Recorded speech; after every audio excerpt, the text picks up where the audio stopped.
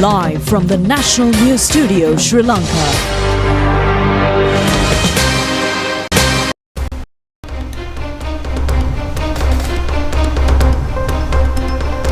Good evening and welcome to the National News broadcast, bringing to you live from the National News Studios here at Rupavahini. We are ready to bring you the top stories here at home and around the world. I'm Charita. A very good evening indeed. I'm Sharifah Tahir. Let's take a look at the headlines.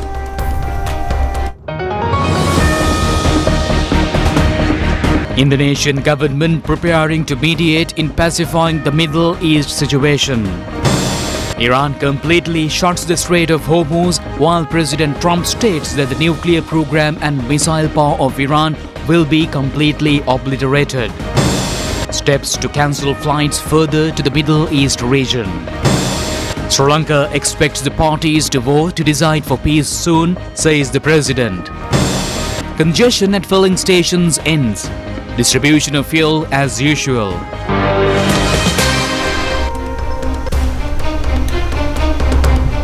We now move on to those and other stories in detail. Taking a look at local news, the Ministry of Foreign Affairs, Foreign Employment and Tourism has established an emergency response unit to coordinate with all parties regarding the escalating situation in the Middle East. This unit has been set up to allow individuals to inquire about the safety and well-being of their relatives and friends currently in the region.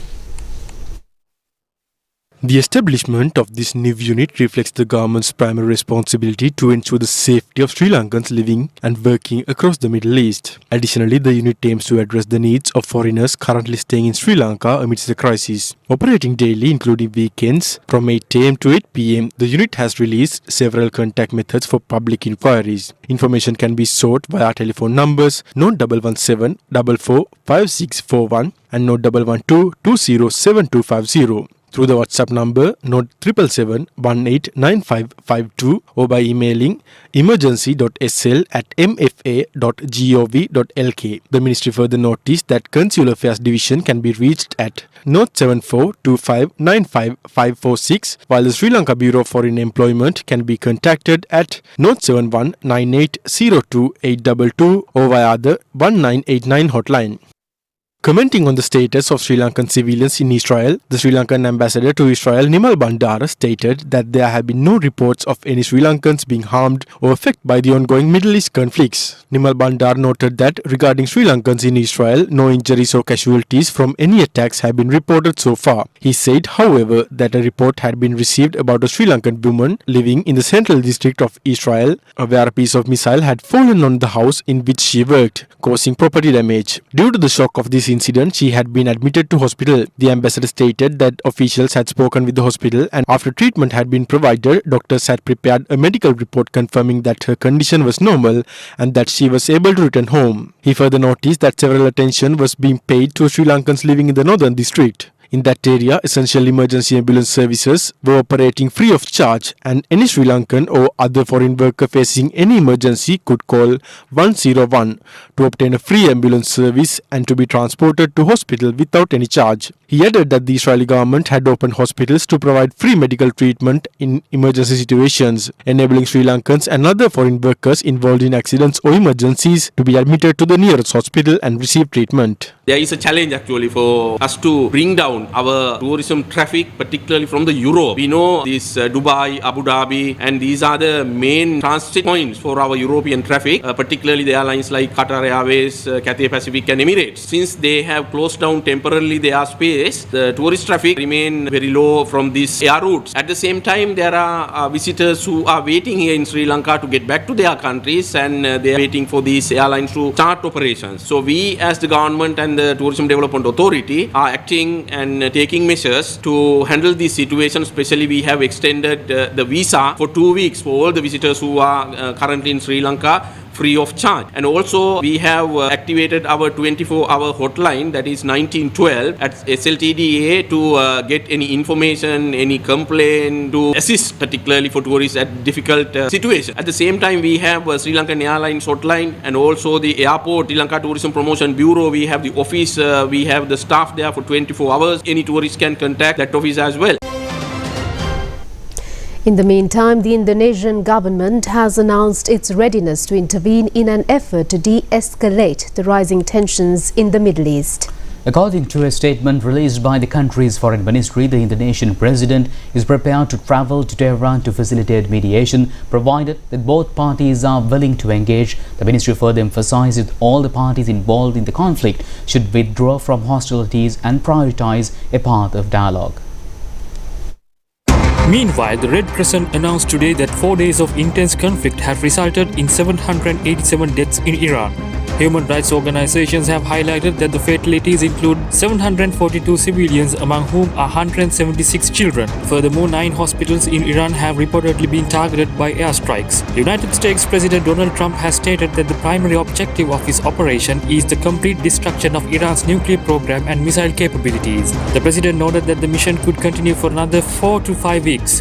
In response, the Iranian Revolutionary Guard Corps officially declared that the Strait of Hormuz, the world's most critical oil transit route, has been completely closed.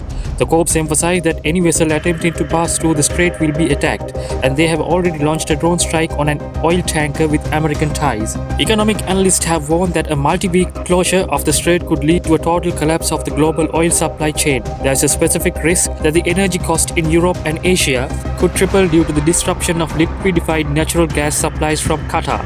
Consequently, the World Bank has cautioned that rising shipping and insurance costs could trigger significant global food inflation. Recent reports from the Tehran indicate that Israeli and American airstrikes have targeted the headquarters of the Islamic Republic of Iran Broadcasting. Following the strikes, massive plumes of smoke were seen rising from the building complex, accompanied by the sound of powerful explosions echoing across the city. Meanwhile, Lebanese capital of Beirut is currently under the heavy bombardment. The Israeli military stated that they are systematically destroying Hezbollah headquarters in the area. Reports also confirm that the Lebanese commander of the Palestinian Islamic Jihad movement was killed during these operations. In a significant development, the wife of Iran's late supreme leader Ayatollah Ali Khamenei passed away today. She has been in a coma and receiving hospital treatment for critical injuries sustained during the same airstrike that claimed the life of the supreme leader. International media outlets reported her death, which was subsequently confirmed by the Iranian authorities. It was previously reported that several other family members, including Ali Khamenei's daughter, son-in-law, daughter-in-law, grandson and granddaughter, also perished in that fatal attack. President Donald Trump has announced that United States forces have successfully intercepted and sunk 10 Iranian naval attack vessels. Amidst these escalation hostilities, the United States military has officially acknowledged the deaths of at least 6 of its service members for the first time. Additionally, reports indicate that pro-Iranian armed groups launched 23 drone strikes targeting the United States consulate and the airport in Erbil. In a diplomatic rift, President Trump expressed his strong dissatisfaction with British Prime Minister Keir Starmer regarding delays in granting permission to use the British-owned Diego Garcia military base for strikes against Iran. During an interview with the Daily Telegraph, President Trump emphasized that the Prime Minister took longer than necessary to finalize the decision. While Prime Minister Starmer announced that last Sunday that the United States forces would be permitted to conduct operations against Iranian missile sites from British bases, he notably stipulated that authorization is restricted to a limited role. Iranian military analysis suggests that Tehran is preparing to employ asymmetrical warfare tactics as retaliation for the assassination of their supreme leader, rather than engaging in direct conventional warfare. The strategy focuses on utilizing pro-Iranian armed groups across the region to launch suicide drones and missile strikes against American and Israeli targets. Consequently, Iran launched its 11th wave of missile attacks last night, hitting strategic centers across several countries, including Israel, Kuwait, Qatar, the United Arab Emirates and Bahrain, Jordan and Saudi Arabia. These strikes have resulted in reported fatalities within Israel residential areas and significant damage to oil refineries and port systems throughout the region. In response to these Iranian actions, the United States have declared its intention to further intensify its ongoing military operation codenamed Epic Fury. Meanwhile, the United States Embassy in Riyadh, Saudi Arabia came under attack today as regional hostilities continued to spread. In Kuwait, 6 American soldiers were killed following Iranian strikes, prompting the United States Embassy there to announce via a post on X that its facilities will remain closed until further notice. Security sectors are now anticipating the commencement of the big wave offensive announced by President Donald Trump, which is expected to be executed within the next 48 hours. This operation is reportedly designed to neutralize Iran's remaining nuclear facilities and underground missile silos. The Mediterranean region also have been plunged into a turmoil following threats from the Islamic Revolution Guard Corps to strike Cyprus for allowing British bases on the island to be used for American operations. Official reports confirm that Iran has already carried out strikes against strategic targets in Cyprus, especially aiming at British and French military installations used in the campaign against Tehran. In response, Greece has taken immediate action by developing a squadron of F-16 fighter jets to bolster Cypriot security. Greece and Cyprus have now initiated a joint defense operation to prevent further airspace violations and repel potential future attacks. The risk of Europe being drawn directly into the conflict has heightened significantly following France's sudden decision to expand its nuclear arsenal and Britain's move to open its air bases to American combat aircraft. As the conflict escalates, global markets are reacting with record-breaking increases in commodity prices. The price of a barrel of Brent crude oil has surged past $80 mark, while coal has reached an unprecedented $526 per ounce. Amidst these economic shifts, NATO has maintained that it is not directly involved in the war, though France has taken independent steps to expand its nuclear arsenal. Red Cross has issued a stern warning, noting that if the conflict continues to expand, the lives of millions of civilians will be placed at grave risk. In the diplomatic sphere, Chinese Foreign Minister Wang Yi held a telephone discussion with Iranian Foreign Minister Abbas Araghchi regarding the spreading Iran-US war. Minister Wang Yi affirmed that China stands with Iran in safeguarding its sovereignty, security and national dignity. International reports suggest that under a 25 strategic agreement between the two nations, China may provide critical support to bolster Iran's air defense systems against ongoing threats. President Anurakumara Dissanayake says that Sri Lanka expects all parties involved in the current conflict in the Middle East to commit to a full peaceful resolution soon. Making a special statement in Parliament today, the President pointed out that the government is preparing short and long-term solutions to ease the crisis without causing inconvenience to the general public. President Anurakumara Dissanayake said that Sri Lanka's position remained firm that all parties involved in the ongoing conflict should commit themselves to achieving a peaceful resolution as soon as possible. He emphasized that while the country was preparing its own program to face emerging challenges, lasting solutions could only be achieved through collective international commitment to peace. The President noted that the conflict in the Middle East directly and immediately affected several sectors in Sri Lanka, particularly the supply of oil and gas. Referring to the fuel queues observed recently, he said that according to the reports he had called for, the queues had begun to decrease, expressing confidence that with greater public trust, the situation would gradually normalize. However, he clarified that Sri Lanka did not possess sufficient storage capacity to hold oil reserves for 2 or 3 months. Therefore, the authorities were managing shortages scientifically, releasing stocks in accordance with the arrival of shipments. Out of a total storage capacity of 150,000 metric tons, 103,000 metric tons had already been filled. The President added that through daily refining, about 1,800 metric tons were supplied and shortage facilities had to be carefully managed to accommodate this output as oil was released to the market on a daily basis. Based on the current management system, President Dissanayake said that the country had sufficient diesel stocks for 33 days and petrol for 27 days, adding that a petrol shipment of 35,000 metric tons was scheduled to arrive on the 7th or 8th of this month, which would increase petrol reserves to nearly 40 days. He stressed that the storage system was being handled scientifically, ensuring stability in supply.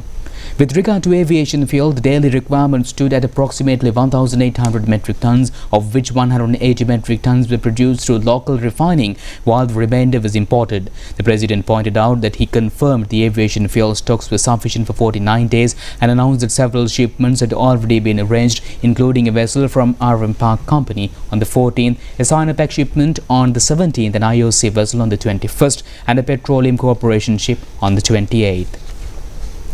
The President also stated that existing crude oil stocks were sufficient for 26 days as an additional shipment was expected, which would cover a further 18 days. Accordingly, even if no shipment arrived for 44 days, crude oil refining operations could continue uninterrupted. In conclusion, President Dissanayake assured that no fuel crisis would arise under the present circumstances, noting that government was formulating necessary contingency plans based on possible future developments. He remarked that it was precisely for such situations that a government existed to anticipate challenges and prepare accordingly. President Anurakumara Dissanayake stated that the issue of storage capacity was a long-standing problem in the country's energy sector and outlined several infrastructure development plans aimed at strengthening national energy security. He noted that construction work was currently underway in Colonava on a new storage complex with a capacity of 86,000 metric tons. 6 new tanks were being built, while 2 new tanks had previously caught fire and have been removed and were being replaced with 2 new tanks, bringing the total number of new tanks under construction 3 to 8. He said that the government planned to complete the 86,000 metric ton storage complex by 2027. The president further stated that in Muthurajawala, plans had been made to increase storage capacity by an additional 40,000 metric tons, along with the construction of a new pipeline from Muthurajawala to Katunayaka. Similarly, the storage capacity in Jet A1 was being expanded to accommodate an additional 63,000 metric tons. Addressing concerns regarding the oil tank farm in Trincomalee, President Dissanayake explained that 24 tanks were under the government's management. Of these, 3 tanks had been allocated to Prima under an agreement, leaving 21 tanks in state possession. He pointed out that each tank had a capacity of 1,000 metric tons and that plans had been made to renovate them in several stages. Noting that the old pipeline systems had deteriorated and were no longer usable, he said tenders had been called to install a new pipeline system which would provide an additional 40,000 metric tons of capacity. He also pointed out the country's filling facilities were currently inadequate following oil imports and emphasized the need to expand them. Tenders had already been called for this purpose, he added. Referring to the refinery, the president said it had been constructed in 1969 to handle a capacity of 38,000 metric tons, which was later increased to 50,000 metric tons by 1979. He questioned why refinery capacity had not been expanded over the past 46 to 47 years and announced that the government had now made plans to double the capacity from 50,000 to 100,000 metric tons. Expressions of interest had already been called, he said, adding that increasing capacity by 100% was a necessary step to ensure long-term energy security. President Dissanayake also highlighted the aging infrastructure of key pipelines, stating that the pipeline from Colonava to the port was 90 years old and that attempts to replace it had been ongoing for nearly 2 decades. He said that tenders would carefully be urged for its reconstruction. Similarly, the Damta pipeline from Colonava to Kalanitissa, which was also 90 years old, was being rebuilt. In total, infrastructure development plans exceeding 30 billion rupees had been formulated to strengthen the country's energy security framework. The president expressed confidence that these measures would enable Sri Lanka to manage the current crisis effectively and implement long-term solutions that would prevent public uncertainty about similar crises recurring in the future. President Anurukumar Dissanayake explained that the primary issue concerning gas was the country's limited storage capacity. He stated that the total storage capacity stood at 8,000 metric tons, while daily requirement of liquid gas Lanka ranged between 1,000 and 1,200 metric tons. As a result, gas stocks could only be stored for about a week under normal circumstances. Noting that shipments of 8,000 metric tons were being brought to the poor every 2 months, DL managed to the situation. However, he added that recent disruptions in the supply of a private gas company had increased daily demand on state supplies to around 1,800 metric tons, reducing storage availability to less than 5 days. The president further stated that at present a ship had been stationed in the Maldives from which 8,000 metric tons were being transported every other day to Sri Lanka using smaller vessels. He stressed that the temporary arrangement highlighted the urgent need to increase national gas storage capacity. President Dissanayake said that private company in question possessed a 30,000 metric ton storage terminal originally built for exports purposes. He noted that discussions were underway to secure 15,000 metric tons of that capacity temporarily to meet the emerging requirement, adding that the company had expressed its willingness to assist. Referring to the so-called yellow gas, the president explained that only 20% of the company's exports could legally be released to the local market. However, he stated that since the company's export market had collapsed, it could not release that 20% domestically under existing regulations, leading to a shortage. He said that approximately 20% of consumers relied on this yellow gas. To address this issue, President Dissanayake said he had specifically decided to reenact the state of emergency, empowering the Commissioner of Essential Services to authorize the temporary release of gas to the local market through special regulations subject to the applicable taxes.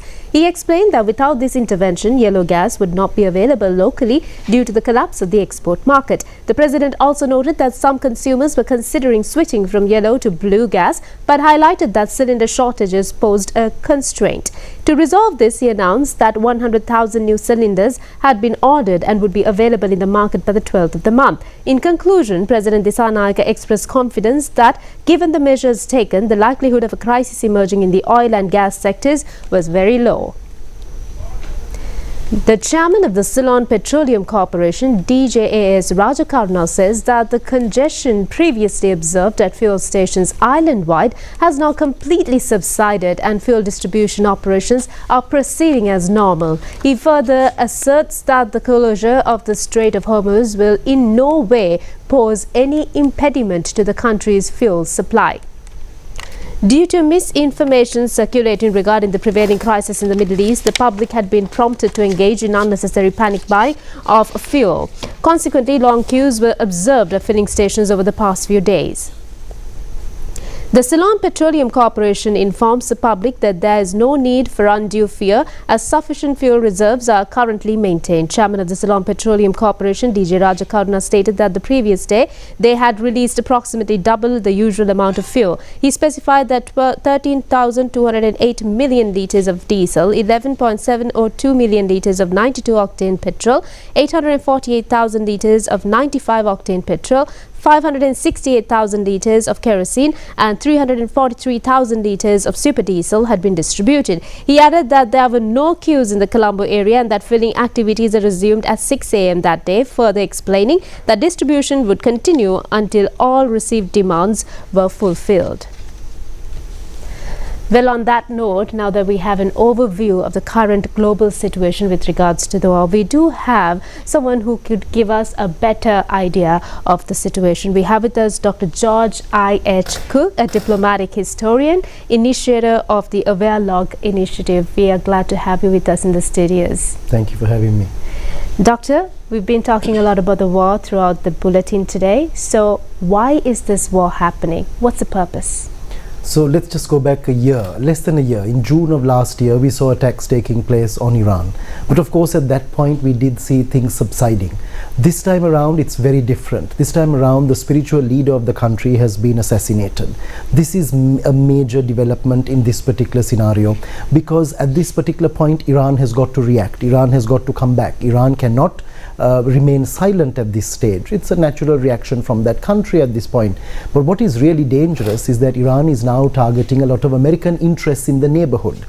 The Iranians have been very clear to mention, the Iranian Foreign Ministry has been repeatedly saying, we are not attacking our neighboring countries, we are attacking American interests in our neighboring countries. But of course, the interests are in the countries, and when you attack, you attack in those countries. And the attacks have now gone not only from military bases, they have also gone to the hotels in the country. And this is where Americans have been stationed, Americans have been based. So this kind of escalation is something that is very unfortunate. It is very risky. We're in a very volatile situation simply because of what West Asia has. West Asia is a region which is rich in oil and in gas. Any of these missiles accidentally going into one of those oil wells, one of those oil fields, will result in the burning of those oil wells for years. The disaster that will cause, the death that will cause, the environmental impact that will have will be unprecedented. We do not want to see that happening. We saw something similar happening during the Gulf War in the 90s. We do not want to see a return to that situation because it will only aggravate a lot of problems that we already have in the world. Demand, supply, everything is going to be changed very drastically at that point. And Doctor, moving to a different perspective, how this will affect the situation here in Sri Lanka? So Sri Lankans, we have to look at it from 2 points of view, in the short term and in the long term. In the short term, we have to be very mindful, once again, security for both short and long. Security, talking about our people in that region. We are now being told that we have an estimated 1 million, a little over 1 million people. But remember, we have people who are not only working there, we have people who are also there with families. There are wives, there are children, there are husbands, there are relatives who are there, who are living in those countries, who are with their loved ones. We have got to find ways, if the situation escalates on a much larger scale, to bring them back home. We saw this during the Gulf War. We had to get the support of countries like India on that occasion to charter planes, to charter flights to bring our citizens back. The numbers are much larger this time around. Bringing such a large number back home will be a Herculean task. But more than thinking of bringing them back home, what we've got to hope and see is a reduction of the tension. We've got to see an end to that, because the bombings have got to stop at some point. There has to be a cessation of hostilities on both sides. The attacks and counterattacks have got to stop. But we've also got to be mindful in the long term what impact this will have. This is not only something that is going to impact our oil, our gas supplies. This will impact tourism. This will impact flights in the region. This will impact a whole host of areas, from the food that we buy to the electronic devices. Prices will change drastically, and we've got to be concerned about that. We've got to be very worried at this particular stage, and this is where the government has already taken measures. It is a very important step that has to be taken in terms of being prepared, but we've got to look at it from a multi-pronged approach. We've got to not only draw plans, we've got to have strategies, we've also got to have resources at our disposal to deal with the situation if it escalates. The week ahead is one which is very decisive for Sri Lanka and for all countries, especially those countries that are directly affected, but certainly for all of us. We are maybe individual countries wherever we are on the planet, but we are all on the same planet, and this is where whatever happens anywhere will have a direct impact on all countries everywhere. And Doctor, in a long-term perspective, as you did mention, that if it hits an oil tank, it's going to be burning for years. So from a global point of view, can you also tell us about the repercussion of a situation of this nature? We're seeing something very unique happening here. Many countries in the West would usually get together with the United States of America. As you mentioned a little while ago on the bulletin too, the American president is not happy that the British Prime Minister took time to respond to his request to use Diego Garcia. So you can see a certain form of resistance from certain Western allies of the United States. This is a very unique situation that we have not experienced much in the past. The Americans, the Iranians and the Israelis are directly involved in what is going on right now. Countries in West Asia are impacted with the missiles that are being fired from Iran. But we're also got to be concerned about the fact that there are so many other countries in the world. It's the three who are right now interlocked in conflict. But we've got to be mindful that there is something called a global south. This is an opportunity for these countries to come together. This is an opportunity to bring together countries like Russia and China on one side, but also countries in the West that are concerned about what is happening, that are not expressly supportive of the measures that are being taken by the United States, by Israel and by Iran. Whilst they may have concerns about Iran, right now it is not their bilateral problems that we need to focus on. We need to look at the global perspective. This is where organizations like the United Nations play a very big role. This is where countries of the global south, especially countries like India, countries like Brazil, countries like South Africa, need to step forward. We need to see hopefully an emergency session of the United Nations General Assembly being called urgently in order to address this. Each country is putting out messages. We've put out a message, neighboring countries have put out messages expressing concern and asking for caution. But what we need is collective action. We need these countries to come together to understand the repercussions. This is not a problem only for Iran. This is not a problem only for the neighboring countries of Iran. This is a global problem. Unlike many of the other conflicts we have seen in recent years, this can have far-reaching consequences if measures are not taken urgently, immediately, to halt hostilities and bring about a cessation of the violence. Well, Dr. George, thank you so much for taking us through the current situation. It was very insightful indeed. Thank you very much for taking a time off to be with us today. Thank you. Thank you very much, sir. And with that, it's time now for us to continue with more local stories. Concerned airlines and Civil Aviation Authority have decided to cancel flights further to the zone due to the war situation in the Middle East. Minister of Ports and Civil Aviation Anura Karunatilaka restated that accordingly, a total of 205 flights have been cancelled by the morning today. The ministry made this observation during a special discussion held at the ministry regarding the present situation of the airline sector due to the war situation prevailing in the Middle East. Representatives of airports and airlines, representatives of Sri Lankan Airlines and representatives of airlines of Gulf area joined this occasion. Minister of Ports and Civil Aviation Anura Karunatilaka said that although certain airspaces in the Middle East region, including Oman and Saudi Arabia, had been reopened, full civil aviation operations in those areas had not yet resumed. He noted that some airlines had nevertheless begun taking steps to recommence flights through the region. The minister further explained that several previous restricted airspaces such as Abu Dhabi, Sharjah and Dubai have been opened on a limited basis for specific aircraft. Minister Karuna Tilaka also said a decision had already been taken to extend visa process for affected air passengers. He affected and added that the authorities had decided to further extend the period and continue providing visa facilities for as long as those passengers remained in Sri Lanka. Views have also been expressed regarding airline passengers who are staying and expected to return to Sri Lanka from various countries. Minister of Ports and Civil Aviation Anuta Karuna Tilaka emphasized that arrangements would be coordinated with the Ministry of Foreign Affairs and Sri Lankan embassies in the relevant countries to provide the required facilities. He said that there were foreign nationals currently staying in Sri Lanka and that their respective airlines were making arrangements to repatriate them to their home countries on special flights. He added that steps have already been taken through the Ministry of Foreign Affairs to provide the necessary facilities to facilitate the repatriation process. It has also been emphasized during the discussions that no extra payment will be charged during the cancellation and change of air tickets due to the cancellation of flights.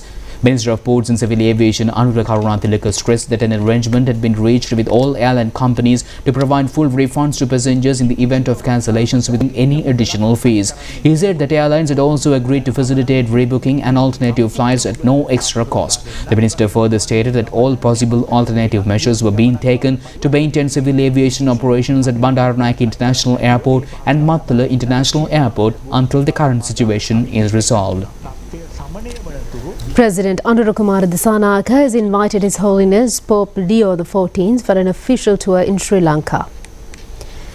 Minister Bimal Ratnayake handed over the official invitation extended by President Anurukumara Disanayake yesterday during his official tour of Italy. Minister Bimal Ratnayake handed over the official invitation to the Vatican's Under-Secretary for Relations with States, Reverend Father Mihai Blaj. And meanwhile, public awareness programs has been organized throughout the island in line with the Drug Prevention Week. The week is effective under the Nations United National Program until the 7th of this month. To mark the Drug Prevention Week, a public awareness program was held at the Hatton bus stands today under the patronage of SSP Pradeep Veerasekara.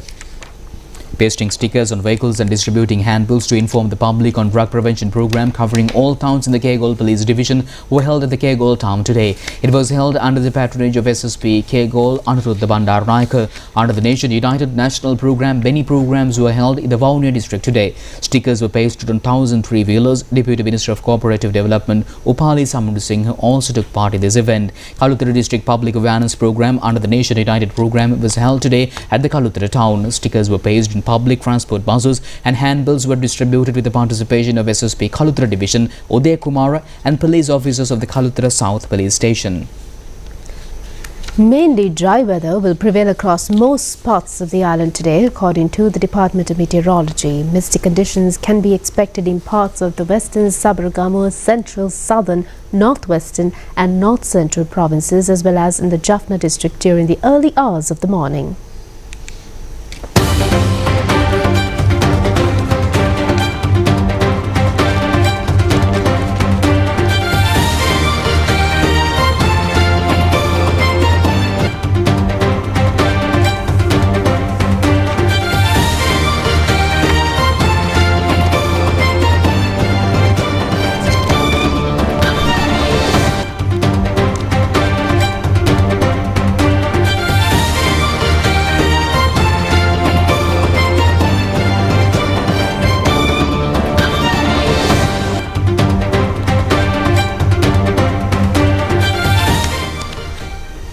The Colombo Stock Exchange ended today's trading negatively and the all-share price index closed at 22,443.38 after falling by 1,290.68 points, which represent a 5.44% change.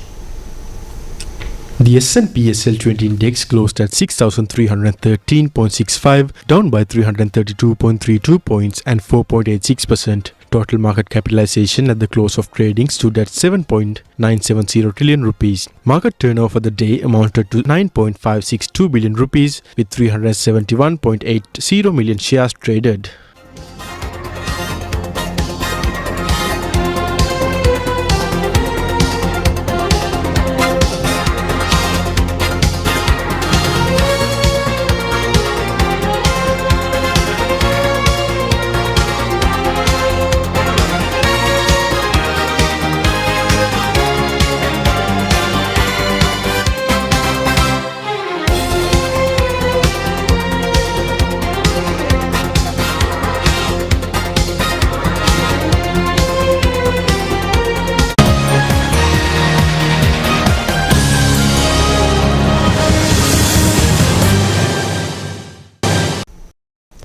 Moving on to sports news now, Havelock and CR&FC teams were able to qualify for the finals of the Interclub Knockout Rugby Tournament. In the second semi-final match played today, Havelock team beat opponents Kandy team to win the match.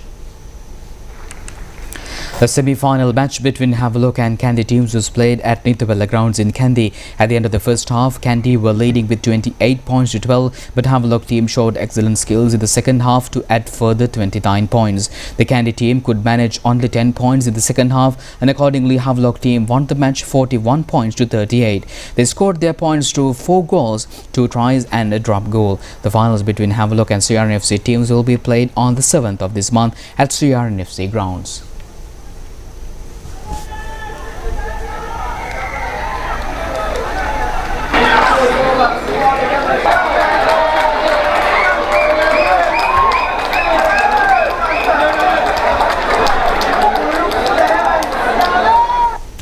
And with that, we conclude tonight's news. Do just tomorrow at the very same time. I'm Charita, signing off with Sharifa. Stay safe. Good night. Good night.